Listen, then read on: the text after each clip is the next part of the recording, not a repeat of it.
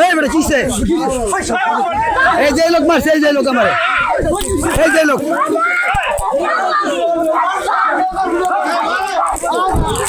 আমাদের এটা ধর্ষণের চেষ্টার একটা অভিযোগ আমাদের থানার প্রাপ্তি সাপেক্ষে আমরা ইনস্টেট আমাদের অফিসার গিয়ে ভিকটিমকে উদ্ধার করে এবং ওই দিনই অভিযান করে মূল আসামি যেটা তাকে আমরা গ্রেপ্তার করে বিজ্ঞ আদালতে প্রেরণ করি। উক্ত মামলাতে সহযোগী হিসাবে 2-3 জন আসামি আছে, তাদেরকে ধরার জন্য আমাদের পুলিশ তৎপরতা অব্যাহত আছে।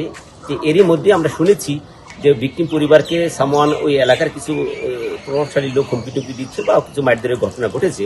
তো আমরা তাৎক্ষণিক পুলিশকে পাঠিয়েছি, পুলিশ পাঠিয়ে আমরা ভিকটিম সহ ভিকটিমের বাবা মাকে উদ্ধার করেছি, তাদেরকে একটা সেফ জোনে আমরা দেওয়ার জন্য ব্যবস্থা করেছি এবং যারা এই ঘটনা করেছে তাদেরকে গ্রেফতারের জন্য আমাদের চেষ্টা অব্যাহত আছে। গতকালকের আসলে 5-6 জন আহত হয়েছে।